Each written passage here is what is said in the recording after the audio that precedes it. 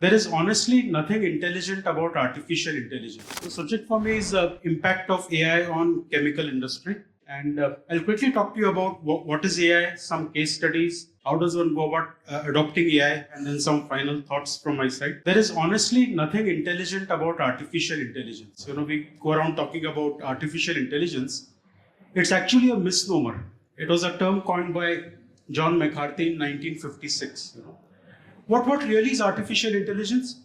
It is application of statistical algorithm to large amounts of data, which helps you see patterns. In college, we all did statistics. If you have a lot of data and you apply statistics on data, what does it give you? It gives you patterns. It gives you predictions. And that's exactly what's happening in case of artificial intelligence. We are feeding it a lot of data. It is applying algorithms which are more than 200 years old and now showing patterns, except that it is doing it so fast because machines have become so fast that we get awed by AI, saying this chap is brilliant, seems to know every answer. If you go to a chat GPT and ask it to write an essay on the solar system, and it starts writing sun is the center of the solar system, how does chat GPT know sun is the center? How do you and I know sun is the center? It's because we have performed experiments. In science, we have done experiments. Our ancestors have done experiments. Our knowledge is experiential knowledge. We understand it. The machine does not have experiential knowledge. It is simply reading everything on the internet. It is trying to run statistics and using those statistics trying to predict. So 99% of all the articles it has read on the internet says that the sun is the center of the solar system. So it starts typing sun is the center of the solar system. However, there are 1% articles which are the non-heliocentric theory, which used to happen earlier, where Earth was the center of the solar system. So 1% time it will give you the wrong answer, to call as hallucination. The machine cannot hallucinate, it cannot dream. It's only applying probabilities. It's using probability, giving you an answer. And that is purely what artificial intelligence is. It is only probabilities getting generated. The correct name, of course, should have been applied statistics, but then applied statistics is not very glamorous, so we call it artificial intelligence. Most of us are quite familiar with generative AI. You go to a chat GPT, you go to a Gemini, you ask it to create content. Could be write an email, write an essay, write an article, create an image. It is creating something for you. That is generative AI. In case of agentic AI, the same machine can perform tasks for you. It will keep waiting for a trigger. As soon as a trigger comes, it will apply some rules, and using the rules, it will take some action. Right from applying agentic AI in a factory environment, where you can apply a trigger, which is like a sensor. Moment it senses that temperature, it will go and change the temperature of the thermostat. That is agentic AI. Look for a trigger, apply a rule, and take action based on that rule. So how is it revolutionizing the chemical industry? And here are some applications. The first area is research and development. So there is this IBM RxN project, which uses laws of science with machine learning to simulate experiments. When you do an experiment, what are we doing? We are applying laws of science and we are applying some algorithm technology and trying to predict something. So using that, it is able to predict chemical reaction outcome as well as suggest routes for synthesis. This helps you reduce the amount of time required in the lab to run an experiment. Advantage, creation of new molecules, new material discovery can happen by route of this technology. We just saw a demonstration for that in the video. It can do predictive property modeling. It requires fewer physical experiments to get the same kind of an output. So you are saving on your chemicals and wastage on chemicals. It has lower reduced development costs. So as per IBM, what did this do? It helped to reduce the R&D cycle by 20%, the time to market by 20%, 8% decline in capital expenditure, and 14% decline in operational cost. Another example is Lumi Labs. It has a platform integrating model which integrates molecular foundation model with autonomous active learning workflow. And in 10 iterative cycles, it is able to synthesize 1700 lipid nanoparticles for mRNA delivery. I'm sure those of you under science and chemical will be suitably impressed with the kind of work Lumi Laboratories is able to demonstrate. The second application is process optimization. An organization like BASF has built a digital twin.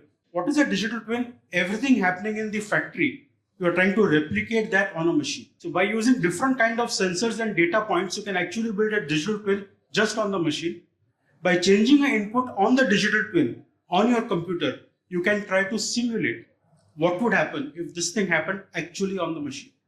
So building a digital twin model, you're able to actually predict the performance of your machines. So it uses this kind of a model to detect anomalies in the system and start recommending changes to the machine operator. What is the outcome? 3 to 8% reduction in energy costs, predictive maintenance, reducing unplanned downtime, higher throughput, consistent quality. All of a sudden, a plant is not just running, a plant is also learning, becoming like a self-learning kind of a machine. Another company called Kalani's, very, very interesting application. They created an agentic AI platform called Joe.ai. What does this Joe.ai do? It picks up data from multiple locations that this organization has. It uses 2.5 trillion data points coming from sensors. You have sensors for measuring temperature, for photograph, visualization, pressure, so many sensors. It collects 3.5 trillion data points. It creates a knowledge graph. It tries to understand what is the relationship between a chemical process, machinery, and workforce. These are your three variables. It understands the relationship and constantly keeps on monitoring these parameters using sensors. And whenever there is an issue, it flags the issue and recommends a solution. And every plant operator has an interface to engage with this particular AI. It can ask questions and get answers. Very interesting example which they showed on their own website of Joe.ai, where imagine a plant planner or a production guy logs into the system at 8 o'clock at the start of the shift. As soon as the person logs in, sees a message. What is the message? Potential delivery delay detected for so-and-so order number. What is the reason? There is raw material shortage. What is the estimated risk? Probabilistic, 78% that this risk will occur. It has recommended a solution and now it is waiting for final instructions. It has done the job of analysis, understanding, creating a solution, telling you what can be the outcome, and now it is waiting for human intervention. The important point is human intervention is very important. Don't build AI which becomes like a runaway AI, which can start deciding on itself. Always keep human in the loop while building an AI solution. Innovation for sustainability. It's a key ask from the chemical industry how to become more and more sustainable. And there is this organization called Entepic whose job is to decarbonize chemical industry using AI. They're evaluating newer materials, molecules, etc. to replace outdated industrial processes. And the platform is able to conduct different kind of experiments using quantum simulation, physical lab, academic literature, and the outcome is to come up with the most sustainable material to replace an outdated process. So how does an organization go about adopting AI? The first is that give your researcher team the AI superpower. The research teams of the future will comprise of researchers and AI coders. They need to start working together. Researchers will need to understand code. Coders will need to understand chemistry. So far, if I look at pharma industry or chemical industry, we have kept coding away from the guys who do research. They are pure men of science. Now we need to integrate. More and more you build integrated teams across all your processes, more you'll start seeing value kind of come in. So superpower charge your researchers with the help of AI coders embedded in the team. Don't expect your researchers to learn AI. They are good at science. Put people who understand AI as part of the team and let them work on a problem statement together. The researcher will come up with an hypothesis. The AI guy will run the hypothesis and give you some results. And the researcher can decide, shall I go with the physical experiment or not? Smart manufacturing. Start implementing small agentic AI pilots and then start scaling up those agentic AI pilots, which essentially give you lower downtime and better ability to do predictive maintenance. But always keep human in the loop approach. One of the most important takeaways for all of us is keep human in the loop approach. Don't allow AI to do the final decision making. One of the most important risks that any business has, big or small, today is digital. All our businesses are digital. All our data is digital. It is lying all over the place. But I'm surprised at the amount of ignorance at a board level to really understand the power of digital risk. We understand financial risk and legal risk and marketing risk. We don't seem to understand digital risk. So very, very important to become cognizant of digital risk in the organization. Do not fear AI. Learn it and master it. I see a lot of debates happening, especially at events like this, where at the end of it, somebody will ask you a question, will all our jobs go away? I'm saying don't bother about those debates. There are a lot of big people worried about these things. What you and I should focus on, how do I make my organization AI enabled? And how at an individual level do I become a master of AI? Do not fear AI, learn AI and become a master of AI. Lead from the front.